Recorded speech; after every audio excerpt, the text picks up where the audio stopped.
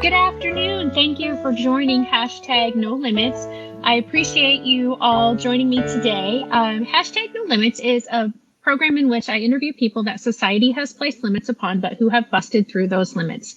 Ophelia says in Hamlet, "We know who we are, but not who we will be." And I believe that to be 100% true, and that there is no better example than the caterpillar turning into the butterfly. The caterpillar literally dissolves into its cells, and then it reforms into the butterfly. As if that's not difficult enough, then it has to struggle to get out of the cocoon in order for its wings to be strong enough to fly. That is no easy task, but neither is busting through the limits that society places upon people. And not only do I interview those who have had limits placed upon them, but I interview those who help those bust through those limits. And so today, that's the person that we have with us, Michelle Vazquez. I've not met her in person, but I'm really hoping to in just a couple of weeks. No, you're not coming? Oh, No. okay. Oh, no. All right. So Michelle is another, for those of you who have watched me in the past, you know that I'm a master IEP coach. Michelle is also a master IEP coach, and that's how I've been introduced to her. But as far as getting to know her, we're going to do this together. So Michelle, thank you for joining me today, and tell everybody, myself included, a little bit about yourself. Hi, everyone. My name is Michelle Vazquez. I'm super excited to be here. And thank you so much, Shelly, for just giving me the opportunity to, Absolutely, just be on here and share, about myself and everything else. But just to let you know, I actually, yes, just like what Shelly said, I am a master IEP coach. I remember seeing her on there with the group coaching, and the community is amazing. And I have learned so much being in there, just going to the trainings. And Shelly is awesome and so knowledgeable. And I definitely look up to you, Shelly, for sure. I actually am currently I'm a resource specialist teacher. So I teach students with special needs or with an IEP in the general education classroom. So we do like a pull out and push in model right now. So we do half and half. I previously was a special education teacher in the special day class for 10 years. So that I will be starting my 14th year of teaching. Wow, kudos to you, especially some of those years being during the pandemic. Exactly. Yes, definitely a learning opportunity for sure. And I am a mother. I'm a wife to two very active little boys. They're 4 and 6 years old. And yeah, so I'm loving every minute of it, especially around this age. It's like, I bet. Yeah, like I know how to be with kids that are like kindergarten age and was hard, but they're so much fun, and definitely gives me a whole reason, to do what I do and even more. So yeah. So that's me in a nutshell. So you mentioned that you're a special education teacher. That's what brought me to the Master IEP Coach mentorship. My child does not have any sort of disabilities that required an IEP. Do either of your children at this point have anything that requires an IEP? No, my own children, Shelly? Yes. No, yes. not at the moment. Yeah.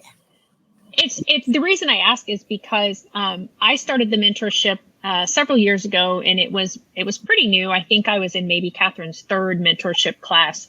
And at that time, there was myself and maybe 2 or 3 other teachers in the program. And then I was narrowed down to even more of those that were teachers also had children with a special need, and I didn't have that. And so I was quite an anomaly in the group. And so it's interesting to hear now that there are more and more special education teachers and gen ed teachers too, going into the mentorship, even without having their own children that they have the big interest in, like, you and I have it in the special education world. So I'm glad to hear that there are more teachers going into it, because I think there's such diversity and such a need for everybody to have a better understanding of Mhm. the special education process and the possibilities. I felt like I had a great understanding being a former special education teacher, Right. like I'm sure you did too. But then when you get in there and Catherine really opens up to, you could do this and you can do this and you can do this because, the law says this, but this is the minimum, and so I have learned so much from her, even within the special education world, that I thought I wouldn't need coming from the special education world. Exactly, because So, we've been doing it for so long. We right. just, we've been exposed to so much, but definitely getting into the program definitely opened my eyes. But actually, Shelly, I wanted to back that up too. The main reason why I don't actually have children with special needs, but I actually do have a foster sister that, Oh, yes, who has special needs. And okay. yeah, she's been with us for 26 years, she is definitely the reason why I became a special education teacher. So, Ah, okay. yes, so we have to have some type of background, right? Why we even got in, get into it or Yeah. have that story behind it. So, Yeah. Yeah. We all have that story. I had Heather Cachapo on a few weeks ago, and she is kind of the same way. She had a friend who had a sibling that had special needs, and so she knew from little on, because of working with her friend's sibling, that she really wanted to go into this field. So yeah, we all have our own stories of what brought us into special education, but that's not really why we're here today. So so as I advertised, and as you and I chatted a little bit about what we were going to talk about today, you first mentioned that talking about the growing up around different people's cultures and backgrounds and how helpful that has been to you. So let's talk about that some first. yeah. If I can take it all the way back, Sure. so if that's okay, I'll try not to ramble on too much. But to take it all the way back, I was born and raised in Hawaii, in a small town called Kalihi, and definitely will always be home in my heart. And being born there is a huge stirring pot of so many different cultures, right? Just being there. The school that I went to consistently persisted of people who were Filipino, like myself, Okay. grew up in Hawaii, or were islanders, which consisted of Samoans, Tongans, Fijians, people of that just knew, and everybody just had the same culture. And so Right. just growing up there, and that's all I really knew up until I was like about the sixth grade. Mm-hmm. My mom and my parents actually separated, and my mother brought my brother and myself to all the way from Hawaii, all the way to Portland, Oregon. Oh, wow. Yes, completely opposite of, Yeah. yeah. Yeah, well, Tropical to snow and rain and all kinds of yucky weather year round. definitely. That's why I'm here in California now. So I miss the sun. I miss the sun. But yeah, so just growing up in Hawaii, and then just knowing everybody just pretty much looked the same as me, and not knowing any difference, I would be exposed, to people of other nationalities that we don't really see in my school every now and then, but not all the time. So going from that to Portland, Oregon, we moved. I remember the first day of my seventh grade year in middle school, I walked in as I was like the only other brown girl in the classroom, with a room full of Caucasian people Right. there, students and classmates. And with the exception of I think there was one of my classmates was mixed. So she was half African American, half white. And I remember as soon as I walked into that classroom, it was like all eyes on me. It was Yeah. like, who is this girl? She looks different, and it was very scary. And I walked in, my teacher was amazing. I still think about her that day because I remember the first activities that she had that day. And not until I became a teacher, now I understood what she was doing, right? And so she actually had an activity for the whole class, the map of the island I'm from, which is Oahu. She had a map on there, kind of like where, like locations, and kind of like a crossword puzzle where we think. And I was just like, hey, I know this stuff. And it was, It was awesome. Like now I'm like, wow, I'm so glad she did that. I still remember that to this day. Ah, that's Just incredible. yeah, just to get the conversation going, having people, get to know me and ask me questions, right? It was awesome. But Yeah. Shelly, I gotta So tell you. I'm gonna stop you there for just a second, because what a great example of including somebody. And Yes, I mean, not tech. I mean, I suppose technically it was inclusion, but it's to me really, it's just like, okay, this is what Michelle brings with her when she comes. It's different than what most of you are familiar with, and so let's educate you. Let's make her feel comfortable because we're going to do something that she's familiar with, and at the same time, we're educating everybody else. And to do it in such a way that you, as the student, didn't even clue into it. And correct. I sometimes think that's where teachers are worried that, oh, well, the student's going to still know that they're different because, it's just going to be really obvious. And yes, you know, new kid in middle school, I'll be honest, if you're a new student in a district at middle school, all eyes are probably going to be on you anyway. But to add to that, the fact that, as you said, you're from a different background than everybody. Your skin is a different color than most everybody in the room. And so, yeah, it was like, oh, okay. But what an awesome teacher. That's Right? just, I mean, kudos to that teacher, because that's what Yeah, we need now for our kiddos with disability. What's not even just for our kiddos with disabilities, it's for everybody. correct. And I still remember her name, Shelly, Mrs. Howell. Yeah. Yeah. Mrs. And Howell. that's the teachers that you remember, the really awesome ones and then the really not awesome ones. Yeah, and then also she did her homework. She Right. knew I was coming. She knew my background. So just being prepared into knowing what to Yeah. do right away was awesome. Just yeah, definitely as a teacher now, I really appreciate it. So Yeah. it was Sorry. awesome. So I interrupted, but that was just like, oh my gosh, that's such an awesome moment to talk about. And how, I mean, yeah, like you said, she did some investigating and some, preparation. It probably didn't take her as much time as many people would think, Correct. Well, I don't know, maybe, I'm not sure how old you are, but maybe there wasn't Google and maybe she couldn't automatically just pull this stuff up. But I mean, maybe an hour, maybe 2 hours, but how wonderful that 1 or 2 hours that she invested in you prior to you getting there was received, and how it helped set the tone for your future in that town and in that school district. Exactly. Exactly. And it was great. So yeah, I really appreciate her. Very thankful for her. So yeah. Yeah. Yeah. So after that, I actually my experience in middle school was actually very beneficial. Instead of people, I did have some questions though, I have to tell you, Shelly. Just Sure. coming from Hawaii and people not knowing the background. But the questions that the kids were asking me were kind of like, wow, I'm so glad I'm here for you guys to learn. Because they would ask me, what kind of money do you guys use in Hawaii? Do you guys use shells? Wow. Oh my goodness. But you know what? Again, I mean, it's a little frightening that by 7th grade they didn't know that.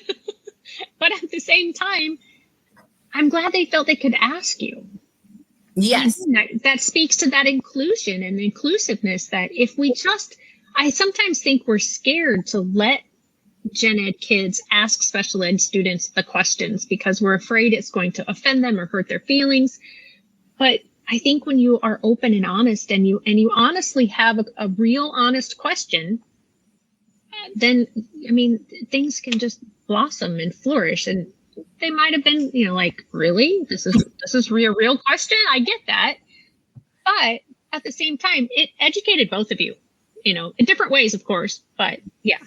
Yeah. And it gave him the okay to, that little activity gave him the okay to ask questions and everything like that. And throughout that whole year, I just remember people would just be very comfortable with asking me. And, I'm still pretty friendly, but, I was friendly and, would answer their questions and everything. So, yeah, but my middle school experience was interesting. Of course, whose middle school experience is not. Right. But I was very lucky. They welcomed me with open arms, even though I was different, and which led me to be more, I feel, led me to be more open and more talkative. Because believe it or not, when I was in Hawaii, probably up until I was 12, I was extremely shy. Believe it or not talk that much. Now you can't stop me. Um, so it really opened me up just because I had the opportunity to, I was somebody new and everybody was asking questions. So it was really good. And then after going into high school opened up even more, right? I saw people of different colors, just like me, even more being exposed to them. And I was just like, okay, I'm getting a little bit more comfortable, and I just, in high school, even though there was people of different colors there, as soon as you walk into the lunch area, everybody was still segregated, right? Like you would have, right, the Latinos on one side, and then the Caucasian people, and you'd have African Americans on this side. But what I loved, Shelly, is that my friends, we called it the multicultural table, somewhere in the middle. And it was, kids of all the different colors. And my best friends, all of us are my best friends. We still share the picture with each other today. I'm Filipino, my friend is Chinese, my other friend is Caucasian, and my best friend is African American. And that consisted of my group of my people that I always just hung out with. And, but also I did meet more people of the same culture as myself, but came from Philippines. And I actually was shunned away because I didn't know the language. Ah, yeah. I've heard of stories like that. Yeah. Yeah. So, and it was hard because people in Hawaii, they were more like me. They didn't really know the language because their ancestors have been in Hawaii for so long that, technically the language does go away, right? Because you're so within the culture of Hawaii, sure, that's what I learned and grew up. So when I came to Portland and then, meeting people that were the same ethnicity as me, I was just like taken back that they, didn't take me in, as fully. So which is why it was great that I still had the multicultural table, that it wasn't just me. There's other people in my school that had that experience too. So, that was my. Oh, that is awesome. I mean, you definitely come from a much more diverse background than I do. I've grown up in the Midwest. I've stayed in the Midwest. It was only after I met and married my husband that I really ventured anywhere. And now I can list like 20 something countries that I've visited, and lots of different states and things. But so what sort of things did you learn from having your multicultural table friends that you think are really helpful to you today in what you do in teaching and as being a master IEP coach? Yeah, that, Shelly. And then also in college, I actually majored in deaf studies for sign language. Oh, yeah. Yes, that's another thing too, that I forgot to mention. And because I was just so interested and so into the language that I love so much. And also being a part of a singing gospel group that, and just being immersed with all the types of music and everything, and that just being exposed to Earth, Wind, and Fire, and I have to name it. I have to name the show, and that, and then also finally being hired on as a special education teacher in a low socioeconomic Latino community, and being at my first school, which I call family, for 7 years. They were amazing, and just having friends with Latino background. And then I end up marrying a Mexican man, And so that's a little bit more of like, even after high school, it still continued. And and so how I feel just having all of this background and knowledge definitely has helped me as a teacher, for sure. Connecting with my parents, I think, has been the number one thing with that. With the schools that I've worked at, I've always had parents that only spoke Spanish only speaking parents. Oh, wow. Yeah. Yeah. And I remember and I was doing it for 4 years already. If there's a will, there's a way, Shelley. We will communicate. We will do what we need to do. Right. Right. Right. The end goal is their child and make sure that their child's successful. And I remember thinking about a certain story. I had a parent assuming that I was prejudiced against her because she didn't speak English. Oh. Yes. And actually went to my admin and complained about me. And I was just like, what? I was shocked. And at the time, my admin was very supportive. And I, let her know. I was like, that's not me. I've been doing this for, at the time, at least 4 years. And I've had many parents coming in and out. Shelley, by the end of that year, me and that parent ended up being like friends on social media, I've heard a lot of stories that way too, where you start off animosity and then, once that confusion and assumptions all get just, straightened out, and that, it usually becomes a beautiful friendship in the end. Definitely. And it's being a special date class teacher, and Shelley, we have our kids for more than 2+ years, right. And I had the student at least for 2 years, I think, but then she still remained in the school since she was with me since I think 2nd grade. So we still had that connection. And so definitely just being open, being more empathetic towards parents that just came here or they're uncomfortable with the English language, making sure that, I think the number one thing is just making sure that they're also included with parent conferences, making sure that there's a interpreter there, or trying to figure out all the announcements and everything is translated into their language. I think is so important. Yeah. Yeah. And I have a feeling that's something that gets overlooked frequently, especially, again, as I said, where I'm from, most everybody here is Caucasian, and there are some other ethnicities, but I would say probably 90% or higher is Caucasian in my area. And so when someone does move in and they speak a different language, it's a little bit easier because it's just one language and it's usually Spanish. But in a bigger district where you have dozens of different languages, especially with regards to the IEP, that is part of the law, that it is supposed to have, be in the native language or the language that's best understood as much as possible.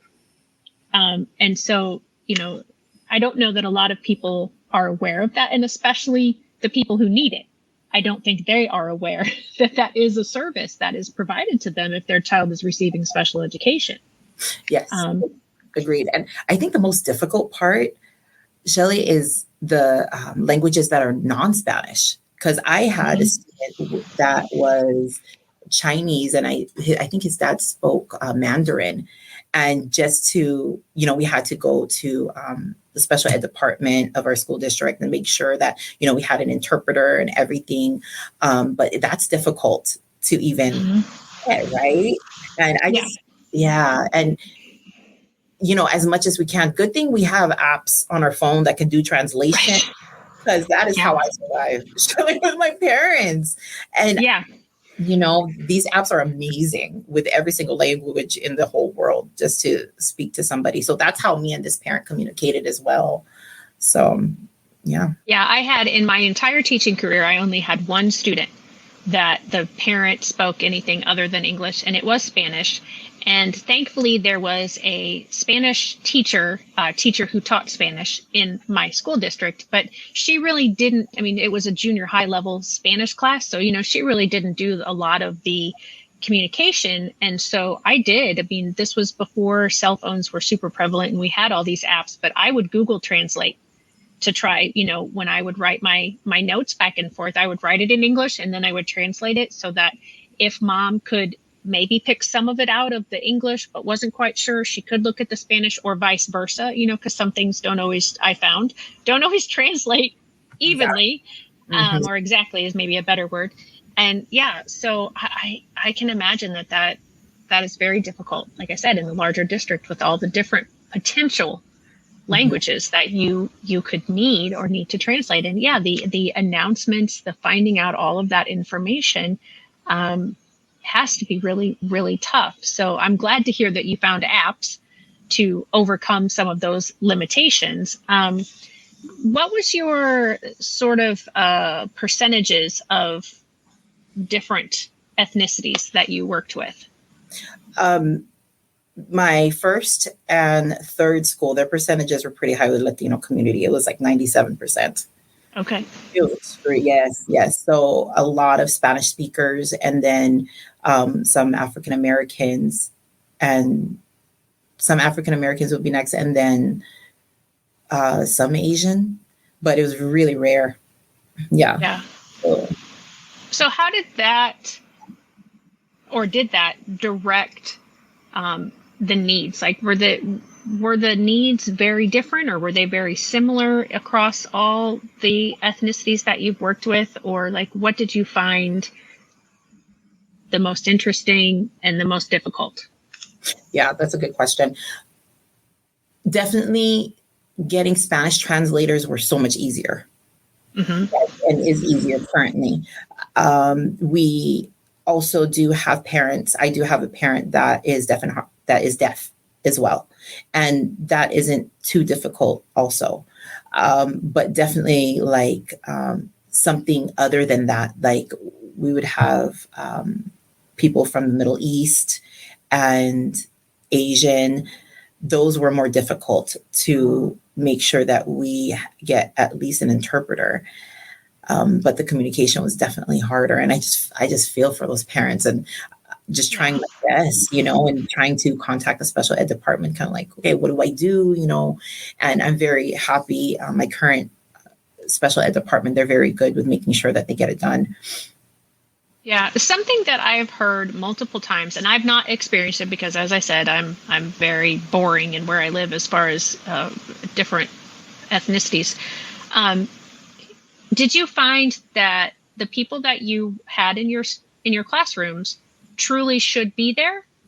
Or what I've heard oftentimes is when there's a language difference, that because of our testing, a lot of people who speak something other than English end up in special education, even though they probably really shouldn't be there.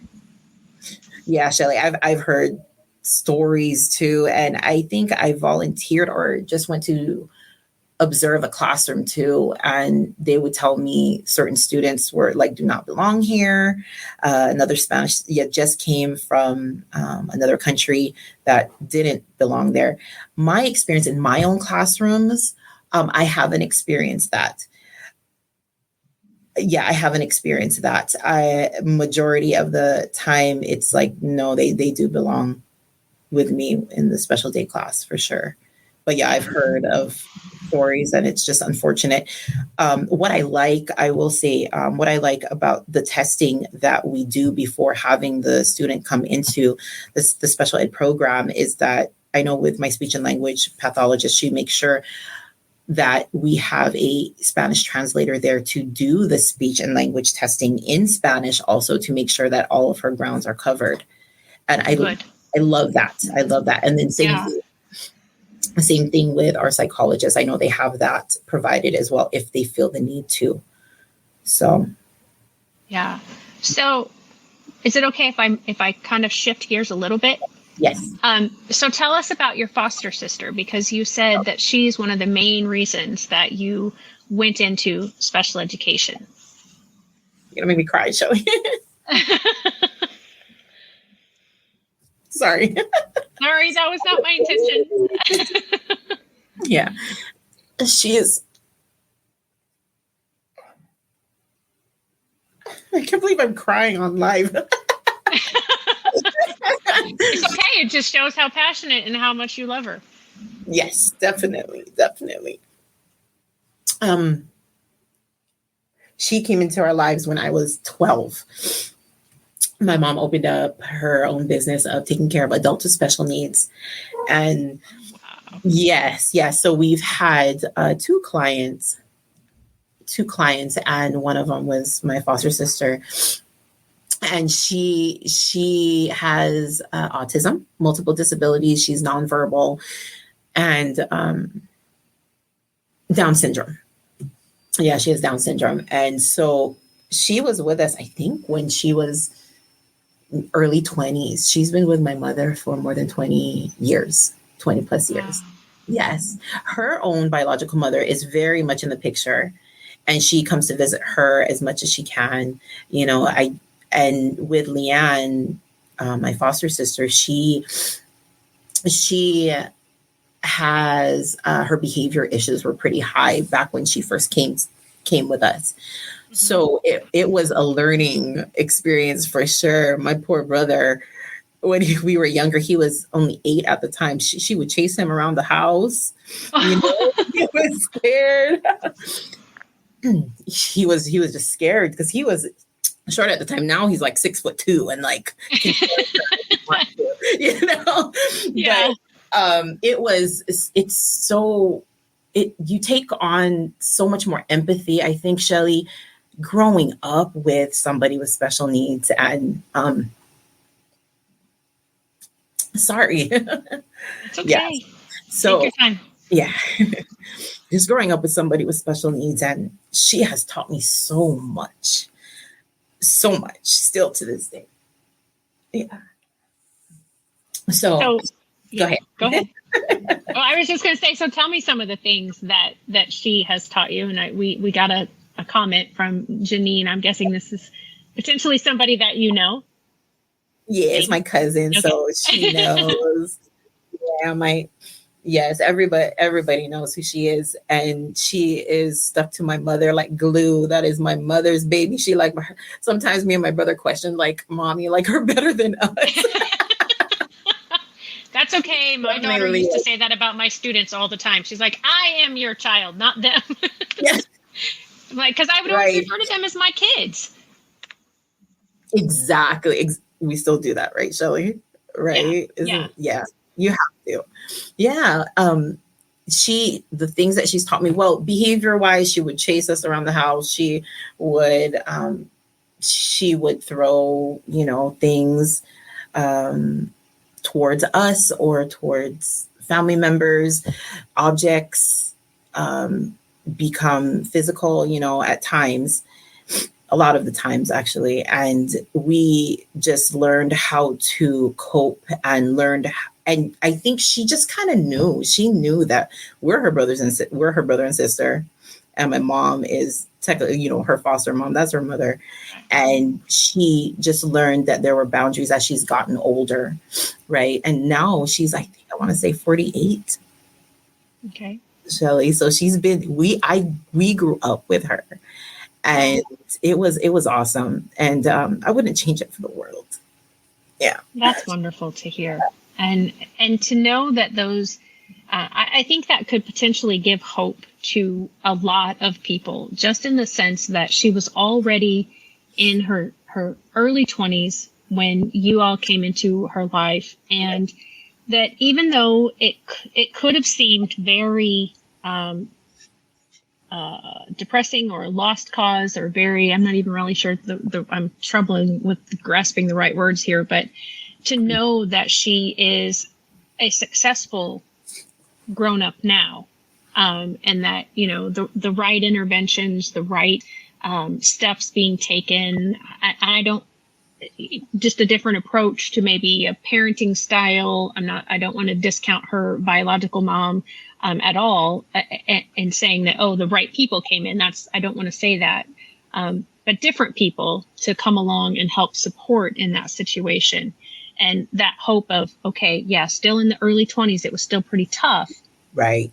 But now that she's, 40-ish, almost 50-ish, she's so much different than she was. And things are much more manageable and much more under control. And sounds like she does have a much better sense of herself and everything that is going on around her and how to interact with those two issues. Mm-hmm. Exactly, for sure. And even just growing up with her, and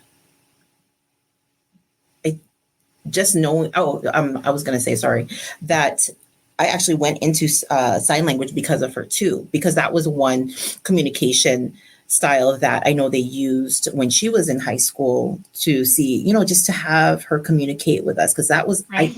that still to this day is the hardest thing. I know my mother tells me all the time, it's hard to know, if she's hurting or in pain. Cause, Right. oh yeah, but definitely using a lot of visuals. And then she does know some signs, definitely. So that is definitely the most difficult thing is communication with her. So Yeah. And 20 plus years ago, when she first came into your family, there weren't really communication devices. And so sign language or the PECS system or some other sort of system like PECS, which is the picture exchange communication system. It's just a bunch of little symbols. And then you learn what the symbols mean. And then you use those symbols to express what you're trying to say. That was, the only things really for communication at that time. So she is using a communication device now, or she still uses more sign language, or what is her main mode of communication now? it's more of sign language, the gesturing, does use the PEC system. When I was living with my mother at the time, she does use that, and there's pictures and visuals and symbols, that she would use to see what she really needs also. So Yeah, that's cool. So you have had a very diverse background, growing up with someone with special needs, and then growing up with all the different ethnicities that you have been around, and yourself moving from Hawaii to the mainland and up to Oregon, which I'm sure was massive culture shock. definitely Yeah. sure. So what were the benefits to you? I mean, we've kind of talked about them a little bit, but what were some other benefits, and even what were some of the negatives about growing up with all the different cultures and peoples and backgrounds? The benefits for sure, is being more empathetic to people of different cultures or that do not know the certain languages. I've talked about that previously.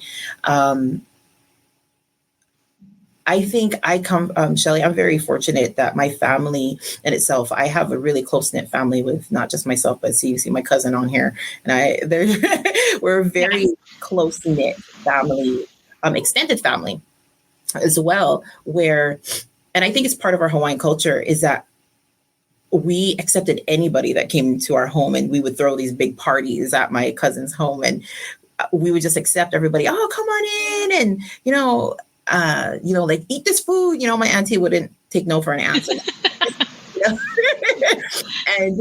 and it was great growing up and having people like to come over and be uncles and everything.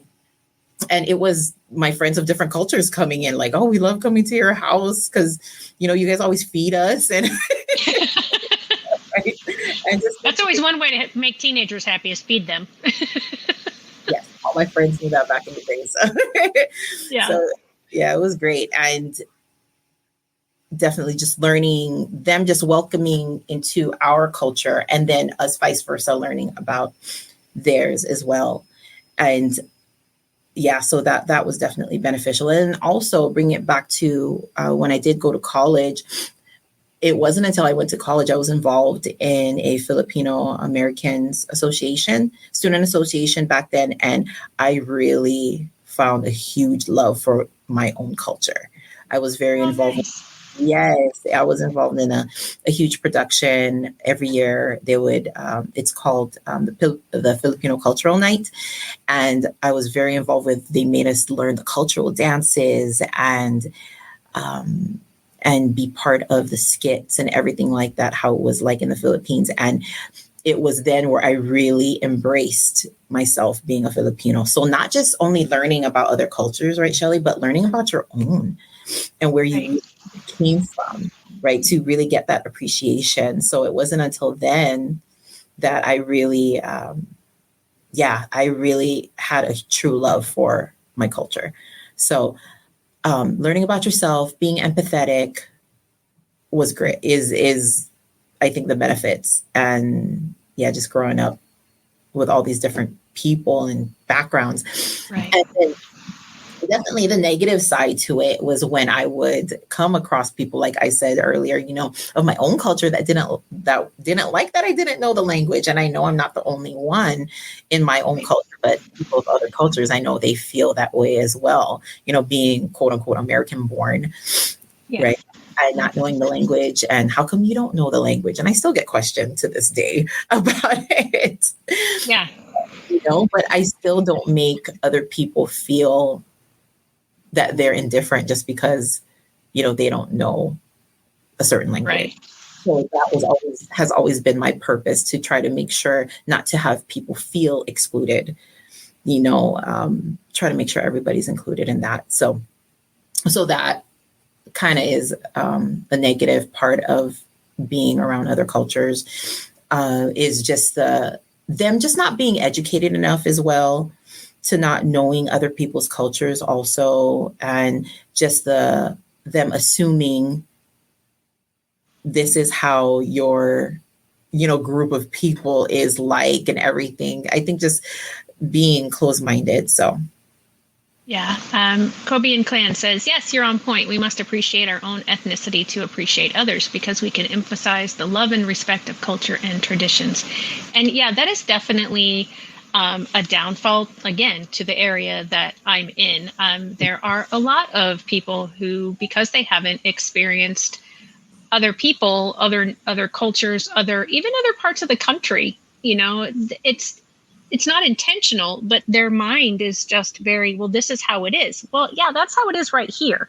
But then there's all of the rest of the world, or the United States, that we need to consider. And I think that happens, no matter where you are. It doesn't just happen here in the Midwest. I mean, there's people on the coast that have no idea what those of us in the Midwest deal with and go through and are like, and we don't have a lot of idea of what it's like on the coasts. And so being able to have that exchange and that open communication, and to be welcoming, and be okay being uncomfortable asking some questions, and being uncomfortable being asked some questions, again, like I said before, that are honest, that we just want to have that exchange of information, and not be stupid with our questions, and not be accusatory with our questions, but just to be really like, I'm sorry, but I don't know, this or that about your culture.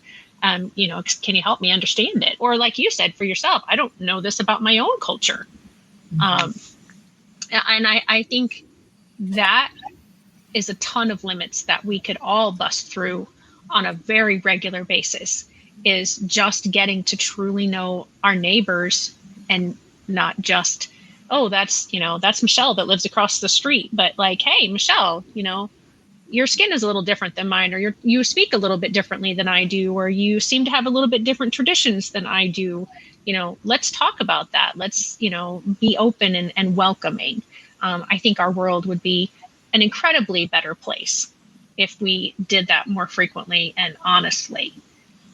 So let's move into teaching a little bit. So all of these experiences that you have, like, have you found yourself, and you may not know the answer to this, doing things to include people from other ethnicities, or all the ethnicities that are represented in your classroom, that maybe you don't see others doing? Does that make sense? Yes. Yeah. Okay. I know a lot of the lessons, like, I bring into my groups, I try to make sure that it's like current events. Like, for instance, when there's Martin Luther King Day is coming by, or maybe the month of February highlights, African Americans. And I try to make sure I bring in articles that we are reading, right, about the history of African Americans and everything like that. Or May is Asian Pacific Islander month. I make sure to include that as well. Even though majority of the kids in my school are Latinos, just exposing them to be like, hey, there's other people that you may not know about. And even I had, I have a student that just, it's a struggle to get him to start his work, right? And when he's with me. And what I did was I thought about, okay, what is something that he likes? And I know he loves soccer. So I was able to find a passage about soccer and actually had a lot of the same experiences as him. Oh, Yeah, growing up. And he saw that connection while we were reading it. He was like, hey, that's just like me, So just, yeah. and this, the person in the article was from Argentina, when the student, his family's from Mexico. So, Okay. so Right. that just to have that connection is just kind of like, hey, we're experiencing the same things, even though we're not coming from the same place. Right. Yeah. So definitely including those, in your lessons. And that definitely is something I try to make sure I include. I have a wonderful teacher gave me a great idea of every month she would do read alouds of that culture that was representing that month. Yes, and I think that's a great idea that I want to make sure I start implementing also. And so, Yeah. So we had chatted a little bit again, kind of in preparation for today about what you and I were going to talk about. And so now that we're on to the teaching part of it, what was your experience getting into special education? oh, yes, so definitely, I think being young, and I loved doing read alouds with my brother. And I still do that to this day with my kids. And I And that's a love good skill. I mean, that's one of the best ways for little ones, especially, to learn. But at any age. definitely, definitely. Whenever I have the opportunity or chance, I kind of slip that in. Uh-huh. Read Yep. aloud to the students. They loved it. Like after lunch, we would do a read aloud, and just to get the kids get a love of learning, right? Or love of reading, and that there are books out there that they can connect with. But going back to that, I just love doing read alouds with my younger brother. And it kind of, it would make him laugh, the voices like that I would make. And it just gave me more of a love, like, hey, like, I like this. I think that kind of sparked it first. And later on, just being able to help other people. I volunteered when I was in high school, volunteered to teach in a 6th grade classroom. And then there's so many different things. And then also having my foster sister, and then not really sure, okay, do I want to do general ed or do I want to do special ed? That has always been on my mind. And then when I finally got into college here and I was doing the deaf studies program, and I kind of shifted to have the emphasis in special ed with my major, I got a position working in an elementary school, upper grade, 5th grade classroom. And I was under the most greatest teacher to this day. I learned from the best. I definitely still learning, but she has taught me so much of how to even be like in the classroom. She wouldn't take no for an answer, as in like, she would ask me, okay, what do you want the kids to call you? And I was like, oh no, it's okay. They can just call me like Miss M or something, or Miss S. And then she was just like, no, the kids will learn your name. They will learn how to say it.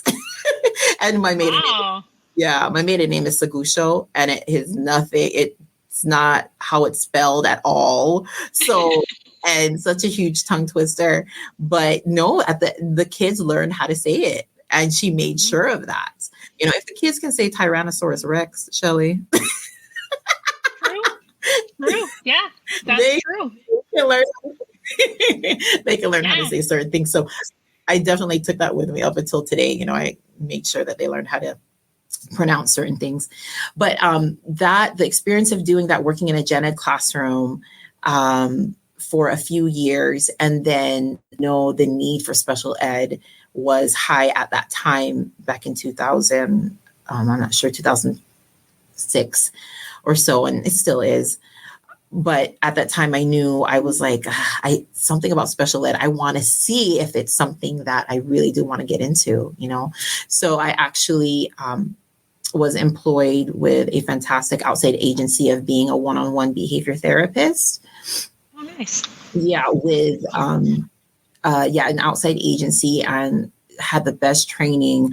It was really good, and learning so much in that realm. And I had students, I was a one-on-one with students with cerebral palsy who are physically disabled in a wheelchair to autism. And then one being fully included, and she had Down syndrome, and it was, I had fun. It was great. It was great. A learning experience. That was my door that opened to not just special education, but just being in the education field with students with special needs. Because all my experience before was, the adult, that being adults and community based learning and stuff like that back then growing up. But being in the school system and elementary kids, definitely that was the door opened for me. So after that, volunteering and I got into my school district intern program. Very, very fortunate to get into that. And having the experience I had, I was able to be hired on at my first school, which is down in the LA area. And it was great. It was a good learning experience. But I remember my very first day, Shelly, my principal, took me to my room, and it's just like, okay, here you go. Here you go. And I was like, oh my God, everything kind of sank in right there, right? Right. Like, oh my gosh, like I am responsible for these babies, and it was a position in kinder through second grade, mild, moderate, special day class. And it's just like, okay, here you go. And I'm like, and the training we had, Shelly, was a 6-week orientation for that intern program. And it was, here you go. I was terrified. Oh my goodness. I was terrified. Yeah. And like all that experience I had just went out the door, It was gone. But I'm so fortunate from doing all those positions that I made relationships with teachers and paraprofessionals that was in the game for a long time that helped me with resources and everything to get my program going. And even the team that I worked with, the Gen Ed team that I was there with and still friends with today, just took my hand and just helped me out with resources and materials also. But it was scary, difficult. And I feel so bad for that first group that I had. They're already graduated high school now, Shelly. So crazy. Well, it's crazy. Time. Yeah. And so I'm guessing when you walked into that first classroom, so your background today is very clean and very non-decorated. And then there's my background. So I'm going to guess that your first classroom, when you first walked in there, was more like your background is today, where there wasn't anything on the walls, where there wasn't, this beautiful setup of classroom. But within a few days, yours was more like my background, where there was stuff on the walls. There was, you were finding those resources. You were doing all the stuff. But I think sometimes we do a disservice to our new teachers. And if I am remembering correctly, this is the group of people that you are really working with as far as helping them, those new teachers in special education, is kind of understanding all of that stuff. Like when you walk in, there's not going to be a lot for you to use. You're going to have to go find. You're going to have to spend money. You're going to have to do this and this and this. Am I correct in that? Exactly. Hit it on the nose, Shelly. And and exactly, you said, even you just saying, we have to spend money, right? I remember, I don't know if you saw the meme where it says, there's a picture of the government. And then the teacher funded classroom, and some of my family members asked me, like, you don't get compensated for any of this stuff? Do we, Shelly? Most places do not. Now, there are some places, that they give you maybe a stipend. I think the most I ever received in a stipend was a couple $100s. And that was gone in like the first purchase. Exactly. And then, the rest of the year and the rest of the decorations. And even today, like I haven't been in the classroom for 5 years. And so I still have a lot of my stuff because I'm like, well, what if I go back in the classroom? I don't want to have to repurchase all this stuff. So I've held on to it, but I'm like, I really need to get rid of this because I'm probably not going to go into the classroom. But yeah, it's just like the amount of money that I spent over my teaching career, I'm having a hard time just donating that all now because it's like, oh my gosh, that was like probably 2 or 3 paychecks, if not, more over the course of my career. Yes. That's probably why I still have stuff too. That makes sense. Oh, I can't. Yeah, that's true. It's true. Yeah. So tell us, we have about 5 or 6 minutes before we're going to have to wrap up. So tell us about stepping into SPED. Yes.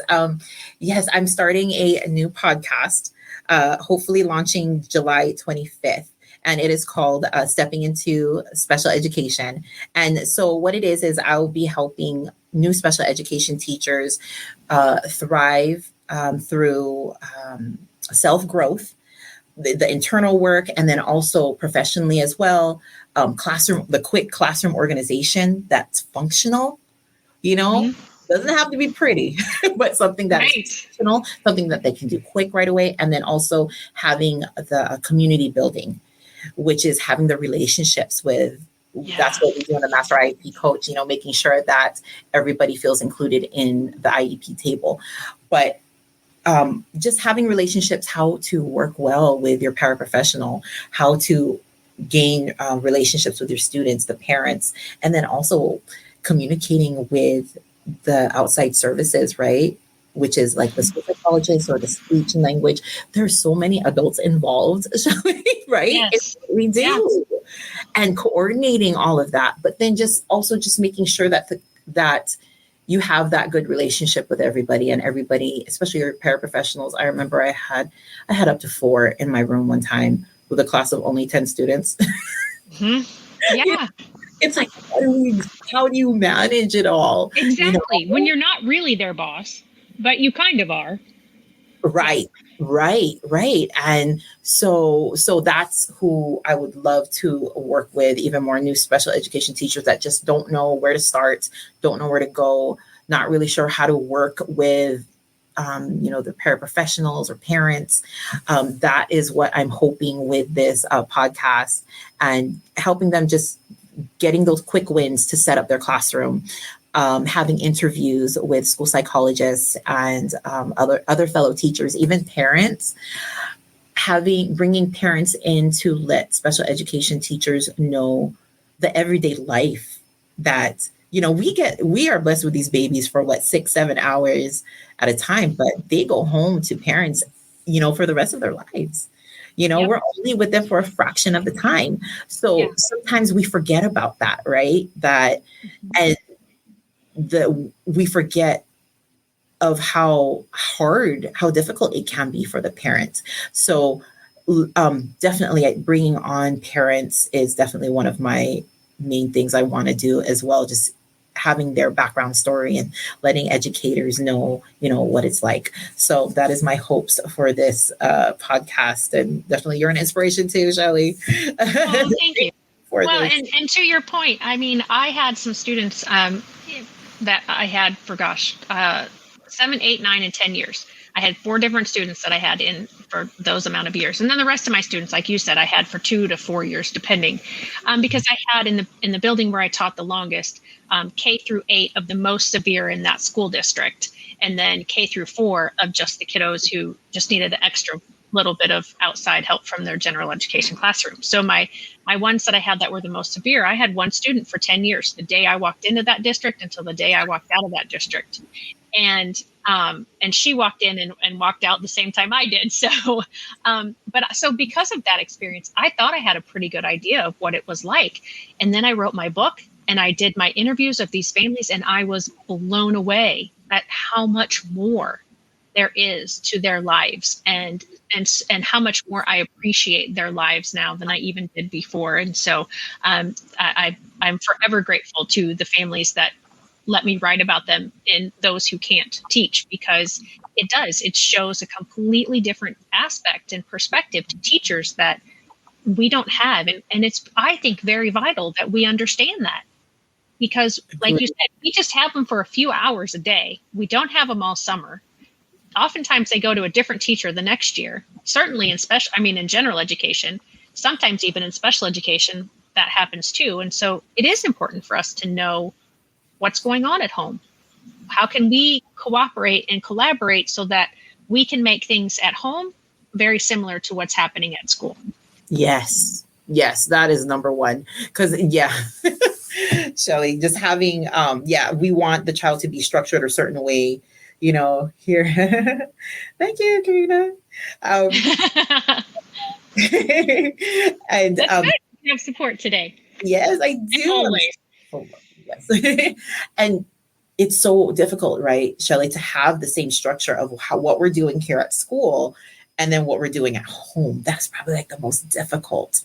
And I think for myself, for sure, because of the background of the parents that I have, a lot of them, they're working 2+ jobs sometimes. It is so difficult for them. And then we got language barriers too, so there's definitely so many limitations to that. But whatever we can do, provide like schedules, visual schedules, at least try to have that conversation with the parent, so okay, what is the structure at home? So you can at least create that for the child at school, and then they can go ahead and just take that home. I did that a lot during pandemic time when, just having that connection and that follow through, which was difficult for parents at home, but they were great. Yeah. Yeah. And that's another thing I think we have to remember, we're burdened as teachers, most definitely. But parents are burdened too. And it's, we've asked for the burden that we have because we went to school, we wanted to be a teacher, we got that degree, we went out and found the job, and that's where we are because we've chosen to be there. But most parents haven't chosen to have a child with a disability. There are those situations where someone has adopted somebody or, a foster situation, whatever, but the majority of parents have not asked for the situation that they're in. And so we need to remember that, that they have a lot of insight. B, they have their own struggles. They have their own burdens, and we need to be respectful both ways. That the teachers have burdens, and we're trying to figure things out, and the parents have burdens, and and if we can work together and say, okay, how can we walk this out together, and not be defensive when the other one has an idea that is different than ours, and say, okay, I don't really agree with that idea, but tell me more about it, and maybe maybe I can understand why you're asking for that, or maybe I can understand what you're saying when you're saying this, that I didn't get it just by the words that you said, hey, let's do this. Because again, I think, and I know I said this earlier, but it's so important to have that open communication and that collaboration. With a special needs son with ASD, love the insight and background at school. So we as parents can be on the same page for support for our kids all around. Because what is, and this was something that I didn't emphasize as much before getting into the Master IEP Coach mentorship, but what is the purpose of special education? The purpose of an IEP is to prepare a child for further education, employment, and independent living. So in order to do all of those things, there's a lot we need to do or can be doing that maybe we haven't been doing to this point. And I don't mean every single special ed teacher out there, every single gen ed teacher out there, but I think they are the exceptions rather than the rule. Yes, exactly, Shelly. And you just talking about, making sure that pretty much everybody's on the same page, right? And how my cousin Jane did say, my nephew does have autism, and I know she, just like you said, we chose this, and a lot of our parents, they didn't. And so we're assuming, we've been to so many meetings and so many IEPs, that this is, I don't want to say the norm, but we get kind of jaded, right? Because we've been doing this for so long that we forget that our parents, this is their first time they actually had to sit in an IEP meeting. They don't know what to expect. Do they even know their rights? Right, exactly. And we forget about that. So I try to make sure that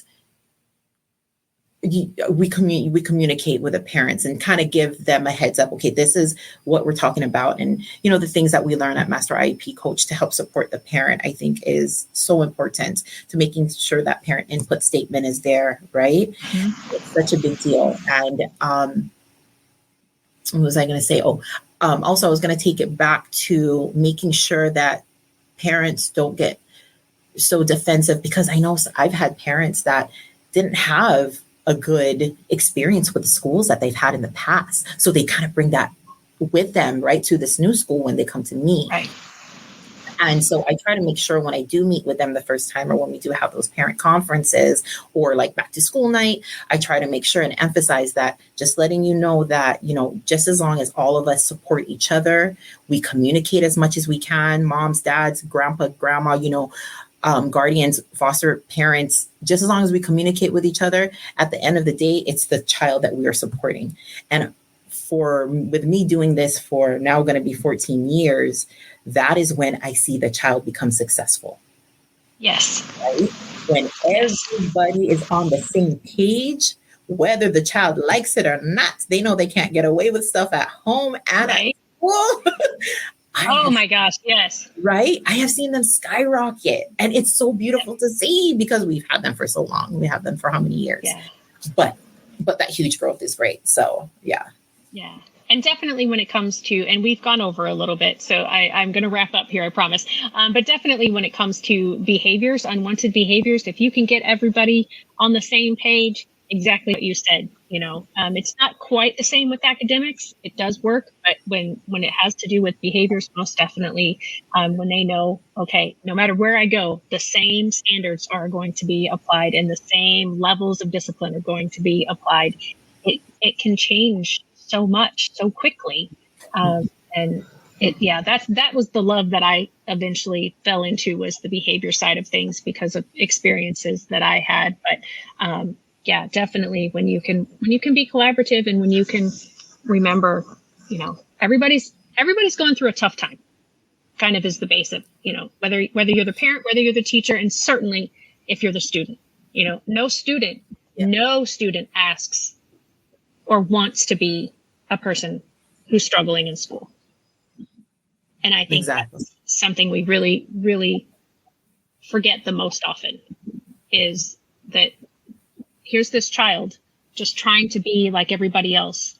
And for whatever reason, it's not working out that way for them. And I asked the question in my Facebook group recently, who's the most important person in the IEP writing process? And most of my answers were correct, in my opinion. My opinion is it's the student. Yes. Because why else are we there? We wouldn't be writing an IEP if it wasn't for the student. Mm-hmm. So we have to remember, put our pride aside. It's not about what I want. It's not about what the parent wants. It's not about what the school wants or what's easiest for all the adults. It's all about the kid that the IEP is being written towards. So Exactly. So final words, Michelle. I really need to let you go. So no, I love it. This is good. Just wrapping it all up. Try to immerse yourself in different cultures, even just, learn something new, or read a book, or do a read aloud with your children of a different culture, just speaking to both parents and teachers, actually, doing that, just getting everybody exposed, I think is so important. Just learning about other cultures is so important. And with the special education part, my podcast will be launching July 25th. So hopefully, definitely the support would be great, and just trying to figure it all out. Shelly, you need to give me pointers. I'll be calling you. So.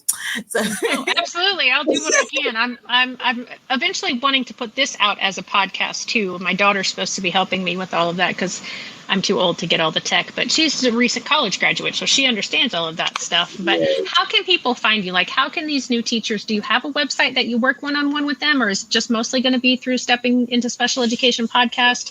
Yeah, for right now, it's you can connect with me on Instagram, Stepping into Special Ed, and I also have a Facebook business page as well. So definitely that would be the first step to connect with me. And then also you can contact me at steppingintospecialed@gmail.com.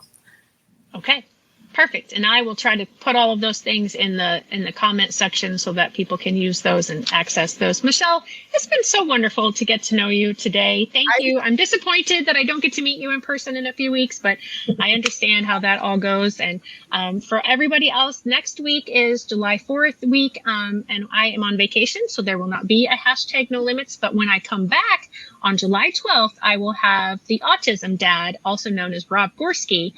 He will be joining me, so you want to tune in for that. So thanks, everybody. Have a great week and happy Independence Day. Thanks, guys. Hey, parents and teachers, are you tired of IEP meetings that feel like a battle? Let's put an end to the tension and create a collaborative, calm, and respectful environment together. Shelley Keno, your go-to IEP consultant, can transform your meetings into positive and productive experiences. With Shelley Keno, your child is her top priority, your voice is heard, and you become confident. Shelley Keno is making the world better for all, one IEP at a time. Visit www.shelleykeno.com for more information and set up your free 20-minute consultation today. That's shelleykeno.com, SHELLEYKENOW.